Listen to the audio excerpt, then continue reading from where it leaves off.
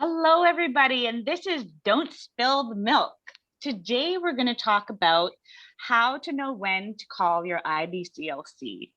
And so, Cindy, I would love for you to just share with us some kind of situations that you think are important for people to know for when they need to call an IBCLC. Yeah, that's a good question. That's one that I get asked a lot, and people get in touch with me and say, I don't know if I need to talk to you about this, but I have a question.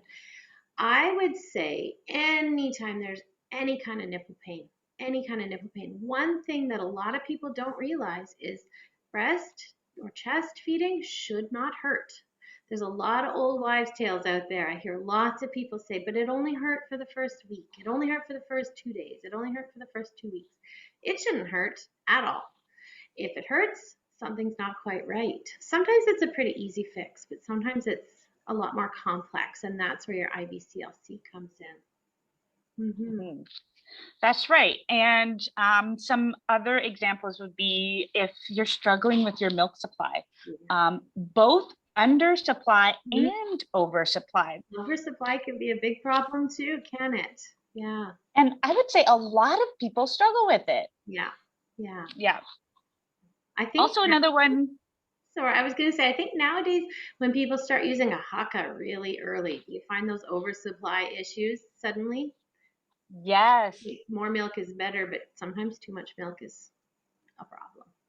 And I think that was something that kind of surprised us because we thought that the haka was just this amazing tool that we can just use anytime. Yeah. And here we found that, wow, there's actually consequences sometimes. It's not just a passive collector of milk, is it? It's also stimulating the breast a little bit.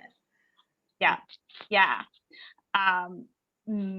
Weight gain issues that's a big one that should always require an IBCLC, in my opinion. Absolutely. Yeah. Because we can keep a close eye on that, and we can help find the root problem and then solutions to that problem. Yeah. That's the biggest thing I would say about what an IBCLC does is we are investigators. Right? We're here to, ask lots of questions and then figure out what is that root cause. Yeah. And then we can start to make changes and give strategies. Yeah. And we ask everything from labor history, birth history. We go way back. Breastfeeding problems don't necessarily start when you put a baby at the breast or chest, right? Sometimes they start 2 days before when you're induced. That can cause different issues, right? Yeah. So we look at the big picture. We take a big step back and look at a huge picture to see if we can find out what's going on. Yeah. And we really can provide that holistic care, right? Yeah. Yeah. I think also something that Cindy and I really wanted to have people know about was that if you are also, find yourself needing to get therapeutic care, perhaps you keep getting these recurring plug ducts and you're having to go and get therapeutic breast massage or lymph drainage, or even, what did we say, ultrasound therapy. That's a thing. Yeah. If you're having to do those things, you need to see an IBCLC. Absolutely. Absolutely. Because there's a lot going on when those things are recurring, isn't there? Yeah. Yeah. Another thing that I was thinking about is breast refusal. If the baby's having a hard time latching, sometimes we work with parents who have a 3-month-old who's never latched, but they're desperately wanting to get baby onto the breast. And that's something that we can definitely provide guidance and support and resources and information on as well. Yeah. How long do you think is a typical initial consultation, Lynette? Well, for me, I usually spend a good solid hour and a half. Yeah. That's my average, yeah. And that includes doing that questions at the beginning, lots of questions. And I even send an intake form beforehand so that we can get the parent thinking about these things. Yeah. And then we go into watching the baby feed, whether it's both breast and bottle. And I think that a lot of people don't realize that IBCLCs are also experts in bottles. Absolutely. Right? We're feeding, because we're the right? Not just breast or chest feeding specialists. Yeah, we're the feeding specialists. Yeah. So we watch the feeding, and we can often see what's going on there. And then I also look at the baby. I do an assessment of their body to see if there's any tension, right? Yeah. It's huge. Yeah. Any issues with reflexes, any oral anomalies, anything funky going on anywhere.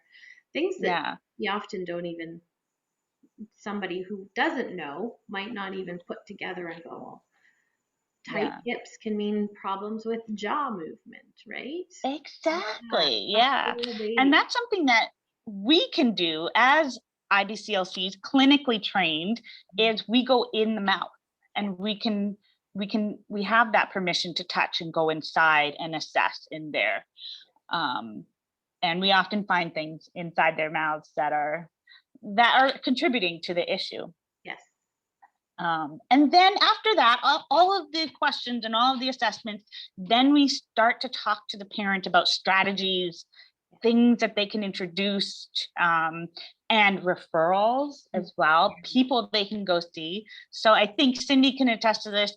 We are often not the only person that we want this parent to see. We want them to have a support system. Yeah. So collaboration is a really big part of what we do, is knowing who to refer to and at what point and for what reasons, right? And so speaking about that, Cindy, you've had experiences where doulas particularly have reached out to you because they have their own set of scope of practice with breastfeeding, and then they want to know when to refer to you.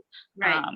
Yeah. Do you have any experiences with that you can share with us? I've got lots of experience. Lots of different kinds of people come to me and ask me that exact question. I'm a fairly out there in the doula world, so that's maybe why they're coming to me, a lot of them, for that.